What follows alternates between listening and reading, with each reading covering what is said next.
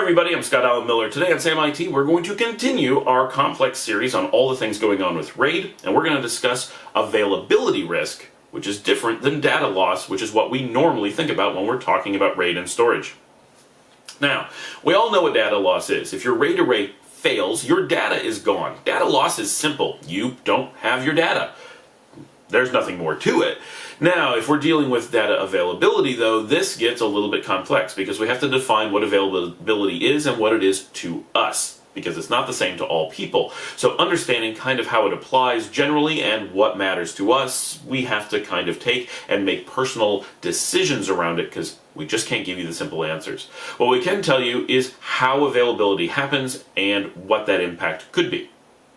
So, what's important with availability risks in RAID is that during a resilver or rebuilding operation, once a disk or disks have failed in your RAID array, any type, doesn't matter, except for RAID 0, of course, which your data's just gone, and there's nothing to be available at all, is that during the time that it's doing this, your data is less available than it was before. How much less available comes down to a lot of factors, such as how quickly you want to recover to protect against data loss, so how many resources you dedicate to recovering versus making data available to users or applications. And the other is the types of RAID and the implementations that you have.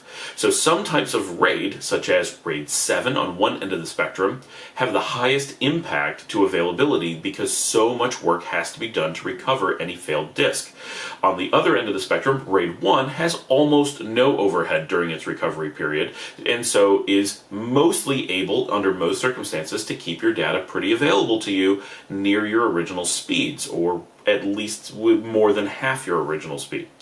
Between these two is a spectrum of availability concerns.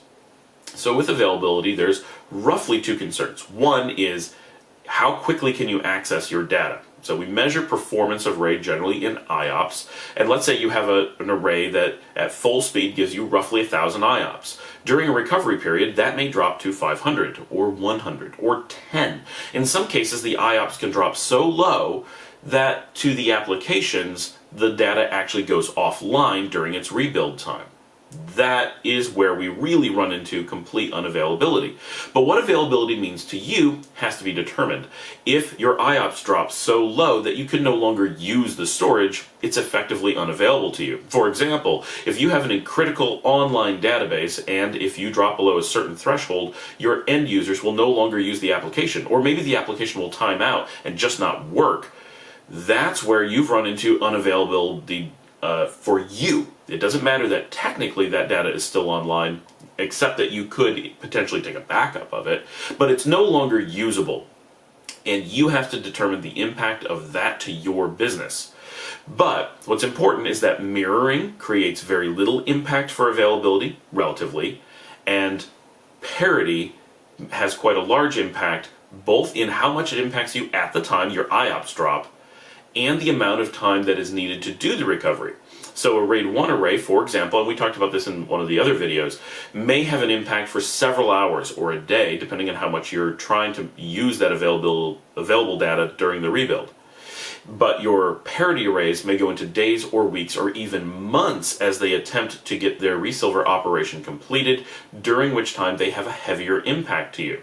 So in the same scenario, you may have a RAID 1 array with one disk loss that impacts you slightly for a few hours where your systems slow down. Your RAID 7 array may impact you for 6 months, during which you effectively can't even tell that your data exists. Those are dramatic differences, and it depends how fast your CPU is, it depends how much people want to use it, and it depends on settings you give it. But availability is an actually pretty large factor in determining what RAID levels you want to use. And like everything in RAID, it's complex. I can't give you actual numbers. There's no math involved here. Of course there is, but it's very under the hood and it's completely unique to every scenario.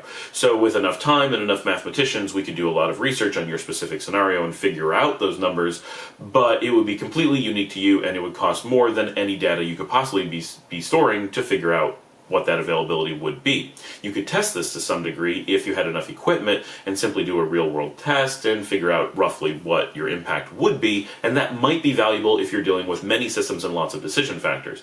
If you're not, then you probably simply just want to throw additional resources at it to make availability concerns lesser, because that would be more effective than testing to see if what you have is enough. As with many things in IT, it is often cheaper to fix than to determine.